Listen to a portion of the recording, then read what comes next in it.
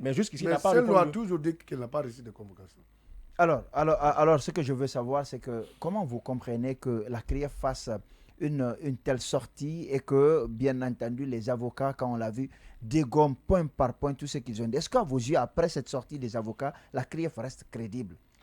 Bon, vous savez, les avocats sont des interlocuteurs majeurs au niveau des cours et tribunaux. Si aujourd'hui ces avocats lèvent le ton, c'est aux magistrats, c'est à la cour de répression de montrer vraiment la véracité de ce qu'ils sont en train de faire. Moi, je crois que Jusqu'ici, est-ce que vous avez été convaincu par le travail de la CRIEF? Bon, je ne suis pas rassuré à 100% parce que je vois trop de ratés. Ça, il faut le reconnaître. Vous, à la place de Sello, à l'étranger, est-ce que vous seriez rentré pour faire face à la CRIEF?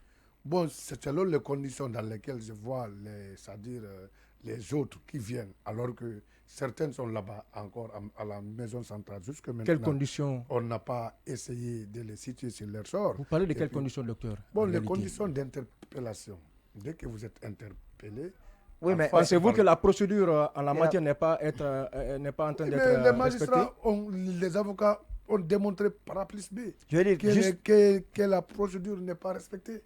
Vous voyez, donc c'est des lorsque les avocats ils sont dans leur rôle. Oui, la cour aussi est dans une son procédure, c'est-à-dire un interpellé, c'est-à-dire quelqu'un qui est interpellé par une cour, a toujours son appui sous les avocats. Et si ces avocats démontrent, c'est-à-dire manque c'est-à-dire déficit de procédure par rapport à l'interpellation, tu restes toujours à l'attente de tes avocats. Alors, ce que je veux savoir, je veux vraiment que vous précisiez votre pensée par rapport à cette situation. Est-ce qu'à la place de Sello, vous seriez rentré au pays pour faire face à la CRIEF? Ça dépend du docteur Diallo qui sera interpellé. Oui, justement, c'est pourquoi je pose la question à docteur Diallo. Non, lorsque je suis rassuré, sur quoi on m'interpelle? Tout ça, c'est des théories. Concrètement, à la place de... Moi, docteur c'est Diallo... des théories. Ça, c'est des théories. Concrètement, aujourd'hui, à la place de Sello, concrètement, est-ce que vous seriez rentré pour faire face à la CRIEF? Étant quelqu'un qui a déjà participé à l'élaboration des textes de loi guinéenne, je viendrai.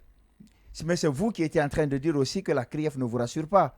Effectivement. Où est la cohérence, donc? Attendez, il y a une cohérence. Je vous dis. Vous n'êtes pas rassuré par une justice, mais vous êtes quand même prêt à venir y faire face. Oui, est-ce que vous ne vous condamnez pas d'avance? Je ne me condamne pas. C'est vous qui êtes en train d'aller peut-être vite en bête. Non, je pose juste une question. Quand je vous dis, lorsque je considère que la procédure qui est en face de moi ne vient pas contraire mes droits, je viendrai. Quand je suis rassuré que ça contraint mes droits, je ne viendrai pas. Oui. Parce que j'ai un avocat qui me conseille. Tout ça, c'est pas précis. Tout ça, c'est pas précis. Si je dis à la place de Sello aujourd'hui, concrètement, est-ce que vous seriez rentré? Si on vous demandait de vous conseiller Sello aujourd'hui, dans la situation actuelle des choses, est-ce que vous allez lui dire rentre au pays et faire face à la CRIEF? Je vais lui dire d'écouter ses avocats. On va aller sur la question de Donka. Vous êtes médecin, il faut le souligner. Double docteur, bien entendu, double docteur, même si à un moment donné, vous vous êtes autoproclamé président quelque part. Ce que je veux savoir, aujourd'hui, la situation de Donka, il y a des grèves, beaucoup de personnes craignent à l'hôpital pour leur boulot. Quelle est la lecture que vous faites de la situation de cet hôpital?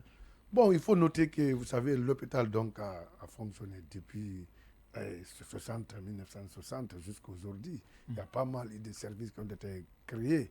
Aujourd'hui, nous sommes à 32 ou 31 services qui fonctionnent et d'une façon avec les différentes spécialités. Mais rappelons tout simplement que cet hôpital a toujours souffert de fonctionnement.